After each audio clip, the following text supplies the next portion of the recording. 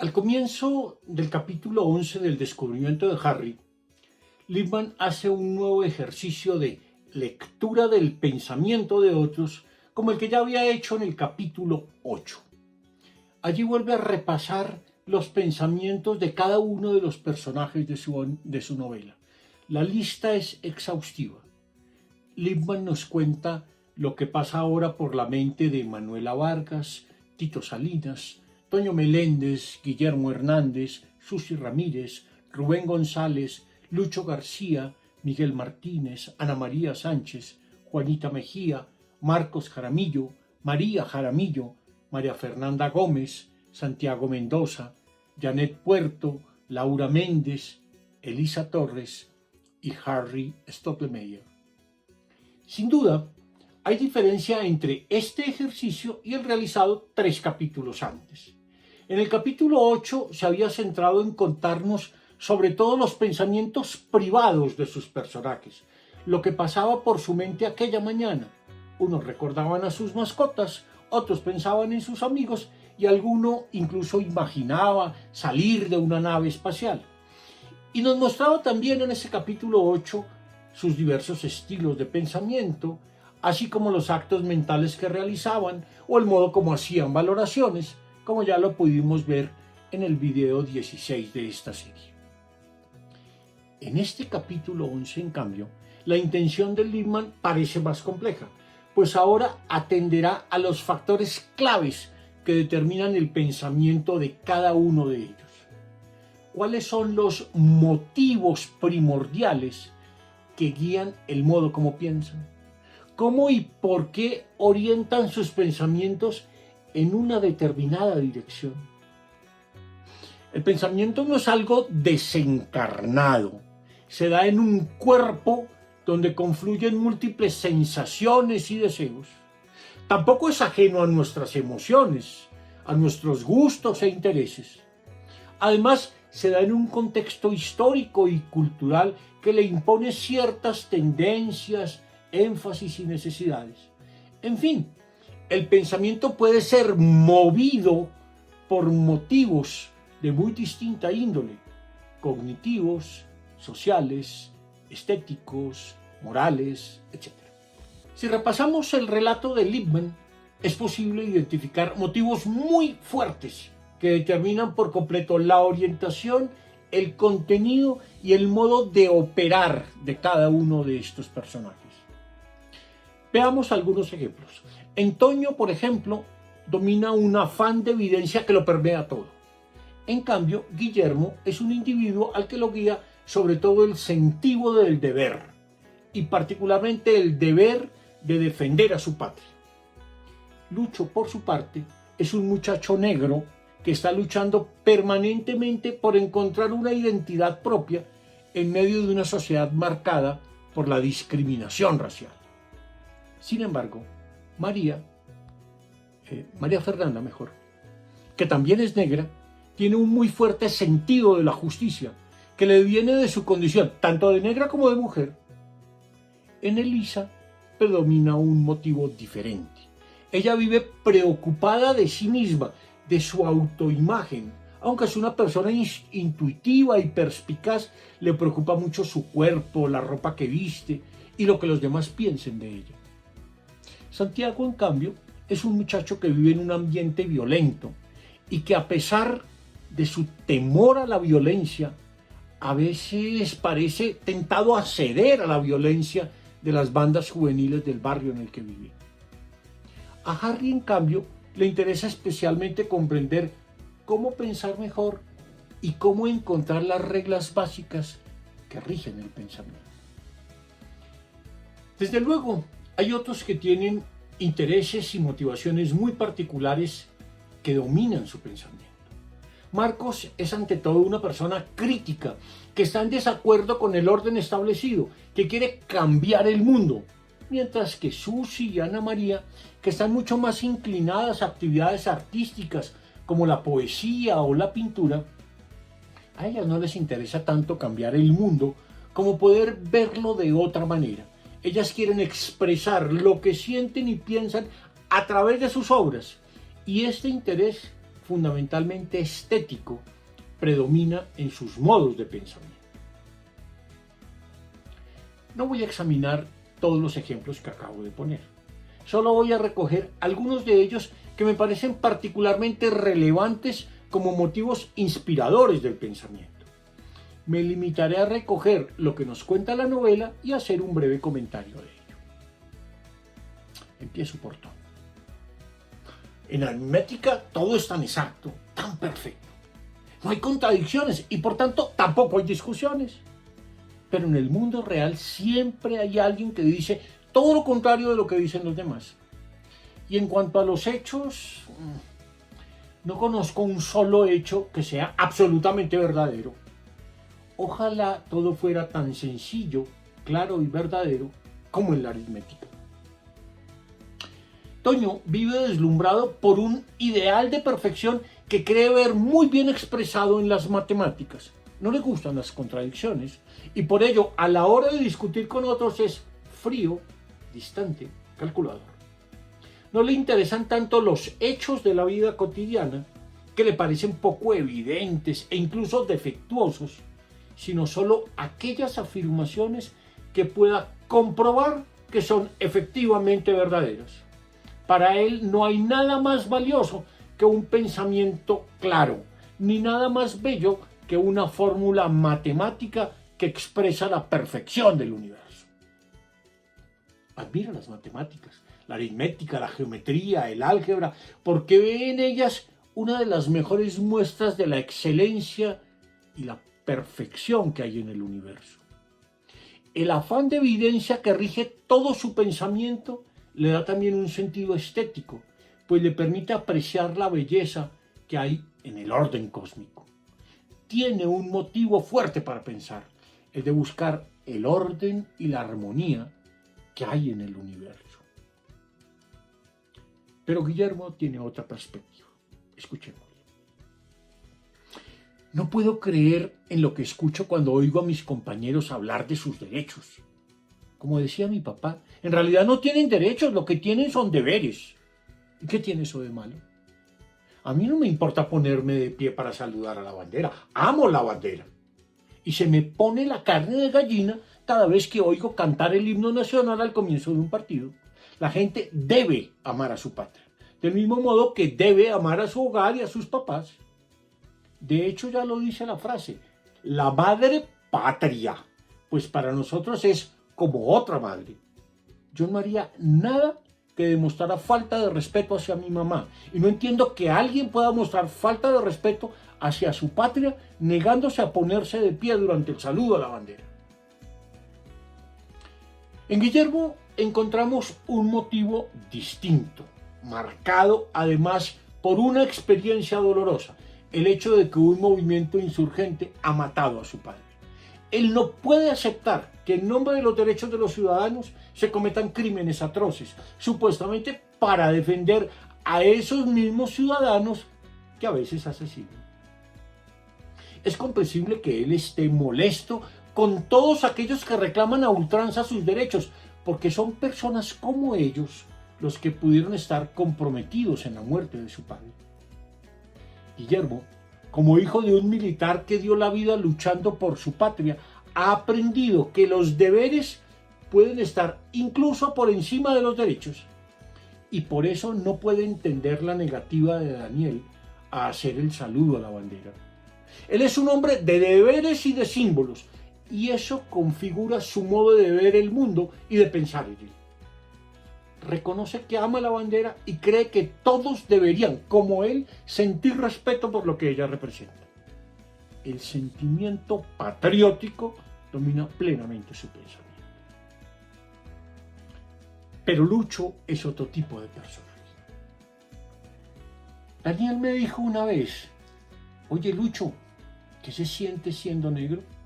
Y yo le dije, ¿qué se siente siendo blanco? Él se echó a reír y dijo, creo que da lo mismo una cosa y otra, ¿no te parece? Pero yo creo que no da lo mismo.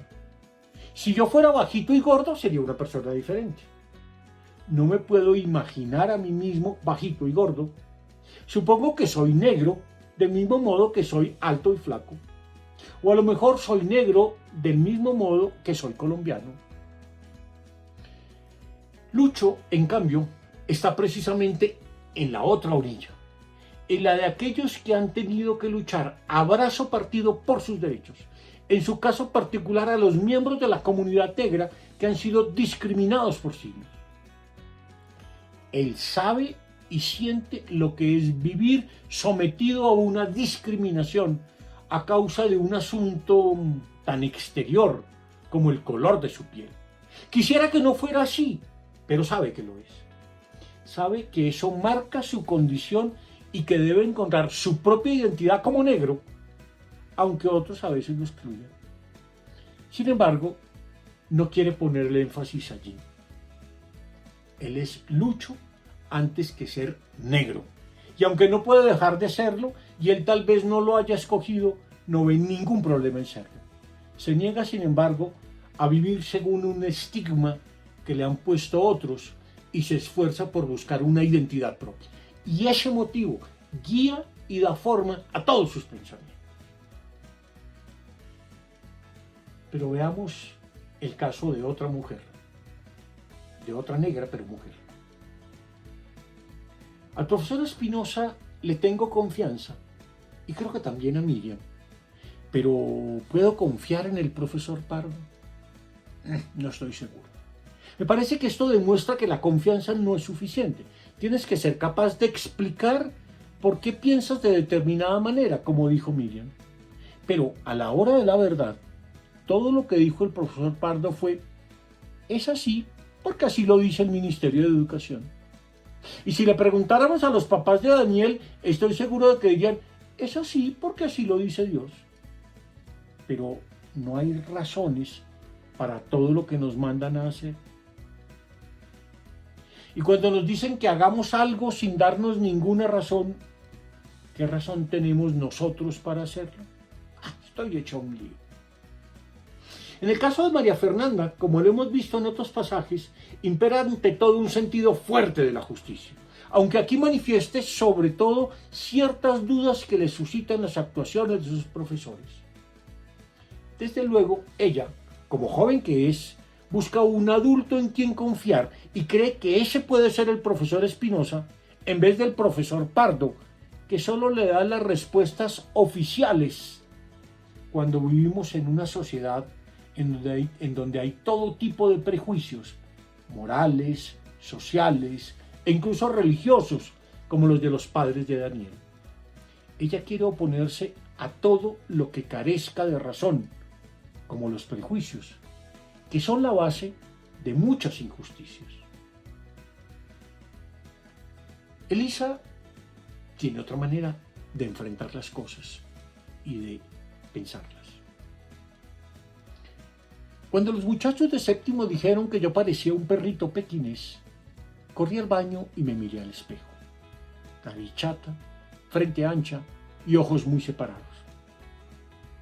Tienen razón. Y además tiene dientes torcidos. Aunque estos me los puedo arreglar. Es extraño. Nunca me había puesto a pensar si alguna vez me considerarían bonita. Pero el otro día mi abuelita dijo: no juzgues nunca un libro por la portada. Y se me ocurrió que los libros y las personas se parecen en una cosa. Los dos están llenos de ideas. No sé si será una tontería. De todos modos, de lo que estoy segura es de que los espejos mienten. No te muestran tal como eres realmente. Ya decíamos que a Elisa le preocupa sobre todo la imagen que tiene de sí misma. No está muy satisfecha con su cuerpo y a veces se pregunta si es una mujer bonita. Para colmo, algunos se burlan de ella comparándola con un perrito pequinés. Y a veces se lo cree. Pero sabe sobreponerse a lo que otros dicen de ella, pues recuerda la frase de su abuela y se hace consciente de que una persona es mucho más que su cuerpo y su apariencia física. Es capaz entonces, siendo una mujer tan intuitiva, tan sagaz, de darse razones a sí misma para ser como es. De allí su conclusión: los espejos mienten, porque nunca te muestran como eres. Elisa desarrolla un interesante esfuerzo de autocomprensión que sirve de motivo y de guía para todos sus esfuerzos por pensar. Veamos lo que está pensando Santiago Mendoza. No creo que deba mencionar el miedo que me da a ser parte de una banda juvenil. No dejo de pensar lo orgulloso que debo estar de que algún día pueda ser de ellos. Después de todo, es muy difícil ser de una banda. Por lo menos es lo que dicen ellos. ¿Y qué derecho tengo yo a dudar de su palabra? Aún así, tengo miedo. Santiago es ante todo un hombre práctico. Le gusta la tecnología, los talleres y la vida de barrio. Pero vive en una zona de la ciudad donde hay muchísima actividad y donde hay sobre todo bandas juveniles en las que están muchos de sus amigos. Él sabe y siente que hay allí algo que le atrae, pero sabe también que le produce mucho miedo. En su pensamiento tiene mucha fuerza una cierta tentación a la violencia que le hace preguntarse si debería pertenecer a una banda juvenil. Pero él sabe que no debe hacerlo. Él tiene claro que el miedo es el motivo dominante de todos sus pensamientos, pero sabe también que pensar le sirve para enfrentar el miedo que siente a diario. Y por supuesto, veamos en lo que está pensando Harry Stottlemyre. Gracias a Miriam me he dado cuenta de una cosa. Cuando mis compañeros no razonaban bien, ella enseguida daba en la clave del asunto. No pretende poseer la verdad y aún así no vacila un momento cuando se trata de decirle a alguien que está razonando incorrectamente. De modo que yo estaba equivocado al pensar que podría encontrar alguna idea para resolver el problema de Daniel y contentar a todos. Lo único que puedo hacer es tratar de descubrir la diferencia entre razonar bien y razonar mal. Igual que un árbitro de fútbol, aunque él mismo no puede hacer ni una gambeta, ni rechazar, ni meter un gol o hacer una falta, él sabe cuándo hay una infracción o cuándo un gol es válido o no. Sin duda, Harry tiene como principal motivo de su pensamiento el deseo de razonar cada vez mejor. Por eso agradece a la profesora Miriam que los confronta a la hora de razonar. Admira en ella su claridad y su firmeza. Él es un hombre reflexivo que empieza a descubrir algo fundamental, que las reglas son útiles, pero no absolutas, que le ayudan en muchos casos a distinguir entre un razonamiento correcto y otro incorrecto, pero que el juego del pensamiento implica mucho más que el conocimiento o el cumplimiento de las reglas. Desde luego, hay otros personajes y otros motivos que inspiran el pensamiento de cada uno de estos muchachos. En Ana María y Susi, por ejemplo, priman los motivos estéticos. Cuando piensan en algo, de inmediato piensan en cómo eso puede transformarse en un poema o en una bella pintura. Marcos, en cambio, es un rebelde social y siempre está dispuesto a criticarlo todo. No por el mero afán de criticar, sino por su creencia en que las cosas pueden ser mejores algún día. Como vemos, hay motivos diferentes que nos hacen pensar de forma diferente. Y ello porque nos guían en una determinada dirección, imponen énfasis en nuestra observación, marcan direcciones a nuestros intereses y determinan la forma como relacionamos las cosas, como las organizamos en la mente, como razonamos, como expresamos lo que sabemos. El pensamiento es indesligable de los motivos que lo inspiran. Termino con una observación que corresponde al capítulo 12, que empieza por Harry declarándole a su amiga Elisa que tal vez todos estén avergonzados por lo que ha pasado en el caso de Daniel. La vergüenza es un sentimiento necesario y comprensible, y a veces es un motivo para pensar. También ciertas emociones, como la vergüenza, el miedo, el odio o la ira, pueden convertirse en motivos para pensar. Lo que habrá que examinar en cada caso es cuáles de esos motivos son legítimos y cuáles no, y por qué lo son o porque no lo son. Pero de la legitimidad de las emociones como motivos para el pensamiento no nos ocuparemos todavía.